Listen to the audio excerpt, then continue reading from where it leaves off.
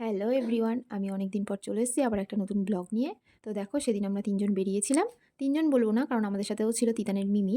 তো আমরা ৪ জন বেরিয়েছিলাম আর যাচ্ছিলাম তিতানের পাপার পিসির বাড়িতে। মানে আমার পিসি শাশুড়ির বাড়িতে। তো যাই হোক, দেখো আমরা স্টেশনে পৌঁছে গেছিলাম চাঁপাপুকুরে। আমরা ট্রেনেই যাব।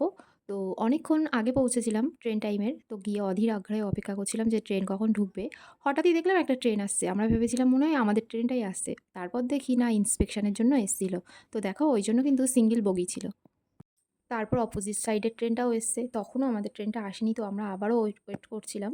আর তখনও কিন্তু ওই যারা ইন্সপেকশনে এসেছিলেন তারা ছিল, বা তাদের ওই একটা বগি ট্রেনটা ছিল। তো তার কিছুক্ষণের মধ্যে দেখো আমাদের ট্রেনটা আসছিল। আমাদের অপেক্ষার অবসান হলো। তারপর ট্রেনে উঠে তিতানের তো বায়না শুরু হয়ে গেছিলো, এটা খাবো, ওটা খাবো, সেটা খাবো। তো ওকে সেরকম কিছুই কিনে দেওয়া হয়নি। ওকে একটা পাঁপড় কিনে দেওয়া হয়েছিল। আর দেখো, ও পাঁপড়টা খাচ্ছে। এইসব করতে, করতে আমরা পৌঁছে গেছিলাম আমাদের গন্তব্য হাসনাবাদ স্টেশন। মানে একদম শেষ স্টেশন। তো দেখো, ওখান থেকে তিতানের পাপা, তিতান, আমি, তিতানের মিমি হেঁটে, হেঁটে এসে টোটোতে উঠেছিলাম। তারপর টোটো ধরে আমরা পৌঁছে গেছিলাম পিসির বাড়িতে। আর ওখানে গিয়ে দুপুরের আমরা খাওয়া-দাওয়া সেরে তিতান তো ঘুমায়নি, বা আমরাও কেউ ঘুমাইনি। তো তিতানের কাকায়ের একটা ছিল গিটার। তো তিতান সেটা বসে, বসে বাজানোর চেষ্টা করছিল আর ঢং করে, করে গান করছিল। আর তিতানের পাপা তিতানকে হেল্প করছিল।